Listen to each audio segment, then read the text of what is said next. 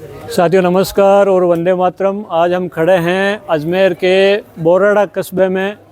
यहाँ पर बहुत ही भव्य और बहुत ही ऐतिहासिक, अलौकिक और अद्वितीय कार्यक्रम हो रहा है।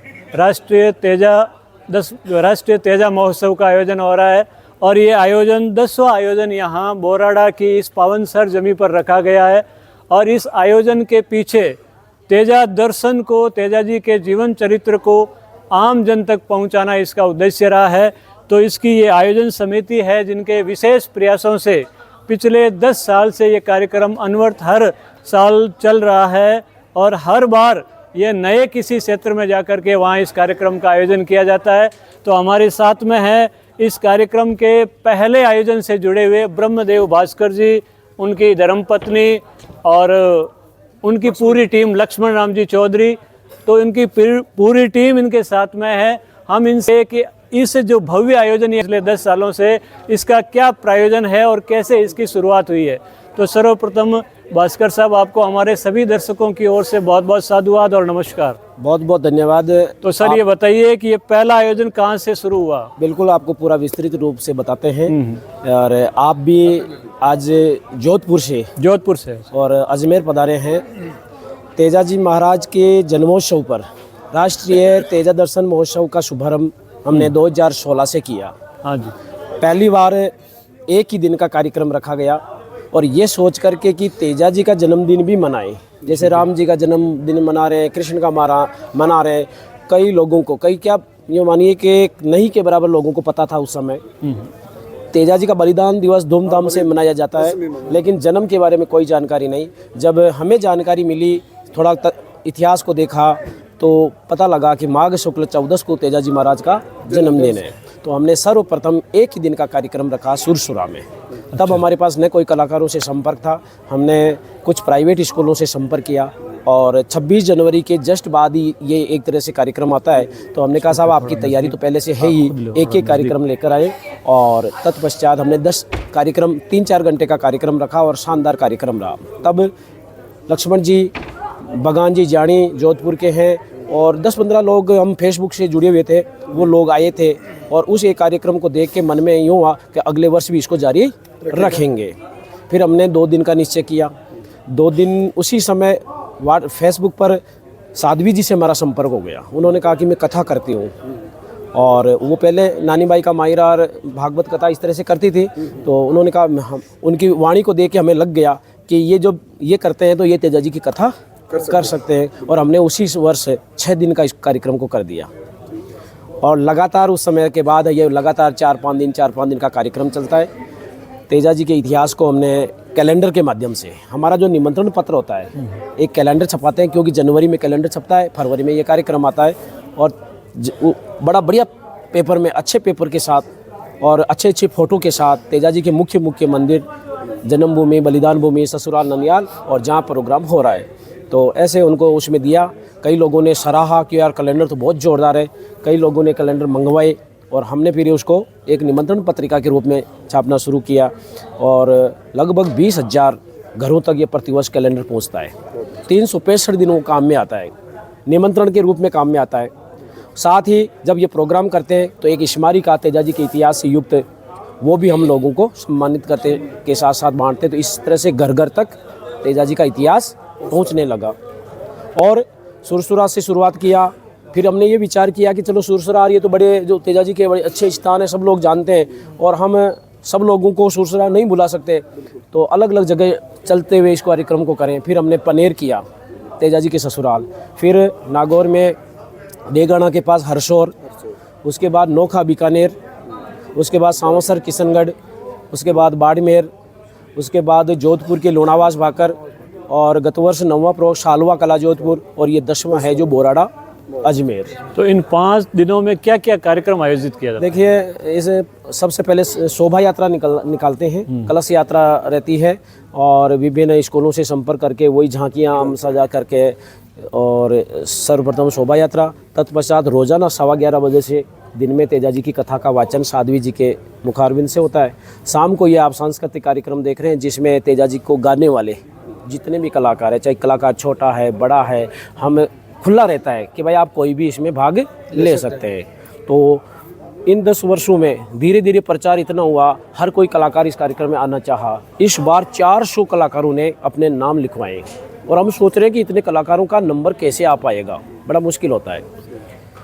और उसके बाद में हमने 2-3 सालों से शैक्षिक उद्बोधन का कार्यक्रम भी एक बच्चों के लिए एक दिन 3 घंटे का कार्यक्रम रखते हैं, जिसमें बड़े बड़े RAS IAS इस तरह से वो भी उद्बोधन देते हैं।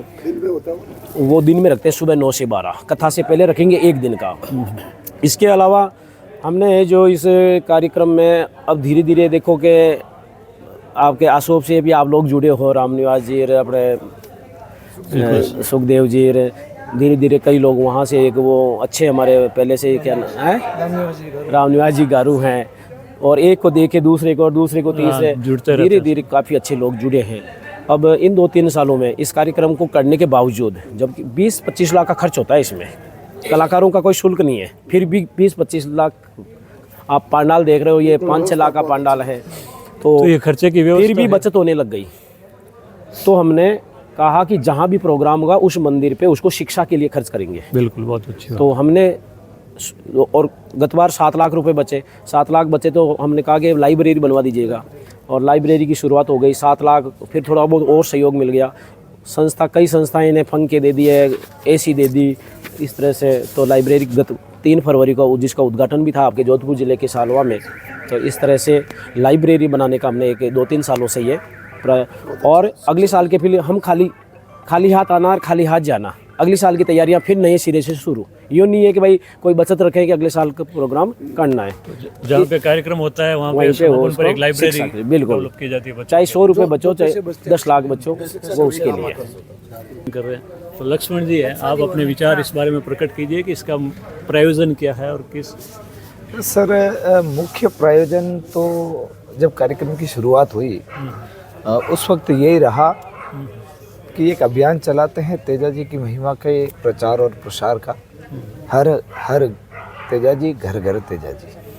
शुरुआत वहाँ से की, और शुरुआत के बाद जिस सोच को लेकर चले उस सोच का विस्तार होता गया और तेजा जी भक्तों का साथ मिलता गया, और धीरे धीरे उसको सांस्कृतिक रूप दिया, और तेजा जी का महिमा का जो वो है प्रचार और प्रसार अलग अलग करने लगे।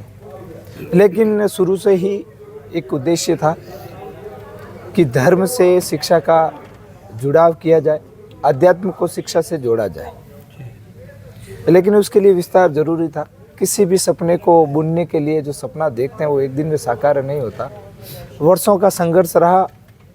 और विशेषकर आदरणीय संयोजक साहब का, ब्रह्मदेव जी भास्कर साहब का मार्गदर्शन रहा कि आज इस 10वें कार्यक्रम में जब हम यहाँ खड़े होकर बात कर रहे हैं, तब आज से 3 वर्ष पूर्व, 4 वर्ष पूर्व हम उस स्थिति तक पहुँच गए कि जो असल मिशन था हमारा, शिक्षा और धर्म का जुड़ाव, कि जहाँ जहाँ दिवाले वहाँ वहाँ पुस्तकालय,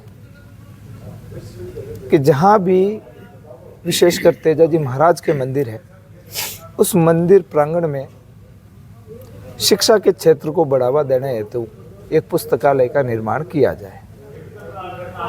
तो राष्ट्रीय तेजा दर्शन महोत्सव सांस्कृतिक रूप से पहले से जारी रहा, तो हमने उसका जुड़ाव इसके साथ करते हुए ये निश्चित किया कि कार्यक्रम के दौरान हमारा जो एक वार्षिक सदस्यता शुल्क है साधारण 100 रुपये जो हम लेते हैं, और प्रदेश के बहुत सारे तेजा जी भक्त उसको देते हैं, उस 100 रुपये से जो राशि इकट्ठी होती है उसी के सहयोग से ये कार्यक्रम होता है।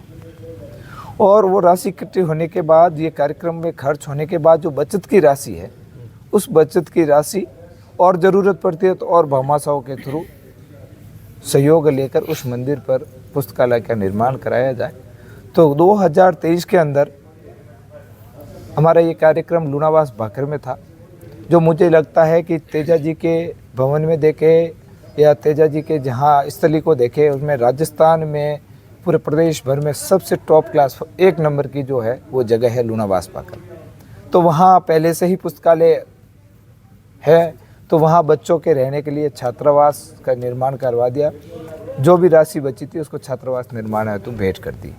उसके बाद 2024 का कार्यक्रम सालवा कला जोधपुर में रहा, वहाँ भी इस तरह का 5 दिन सांस्कृतिक आयोजन रहा और उसके बाद जो शेष राशि बची है वो वहीं पे समर्पित कर दी गई और उससे पुस्तकालय का निर्माण हुआ।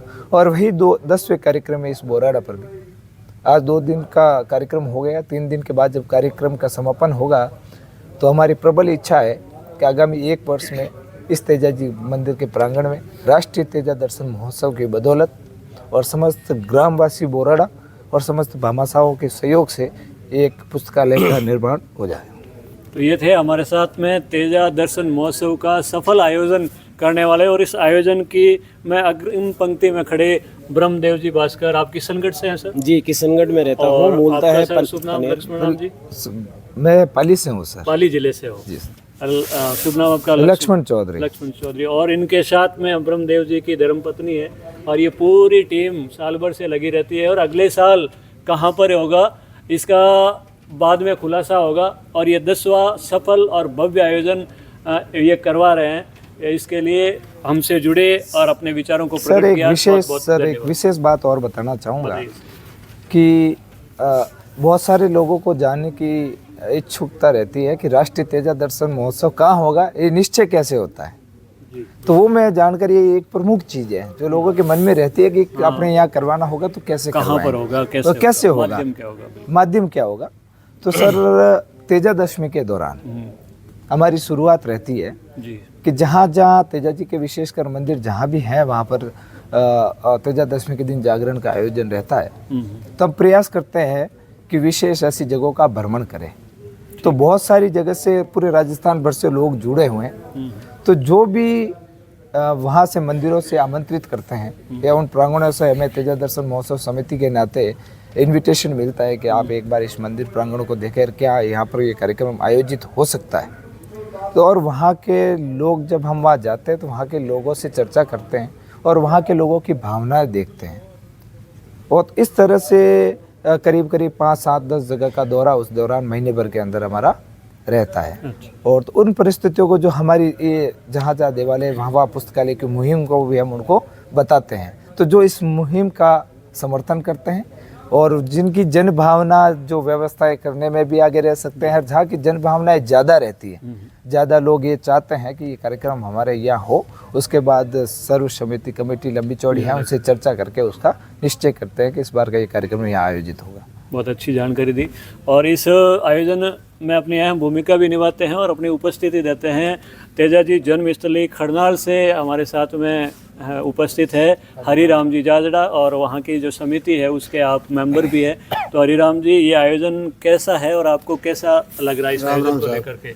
ये आयोजन तो बहुत ही अच्छा है। तेजा जी के जगह मतलब घर घर हर घर तेजा, घर घर तेजा के हिसाब चला रहे हैं।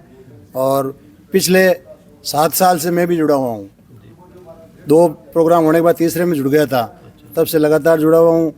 और एक बार बाड़मेर के अंदर मुझे अध्यक्ष की जवाबदारी दी, निभाई अपने ढंग से। और अब है तो मतलब एक कार्यकर्ता के हिसाब से काम करते हैं सब मिलके, और बहुत ही अच्छे तरह से काम होता है। और ये तेजा जी के प्रचार के लिए बहुत ही शानदार आयोजन है। इसके लिए बहुत ही मतलब सब बधाई के पात्र हैं। धन्यवाद। थैंक्स।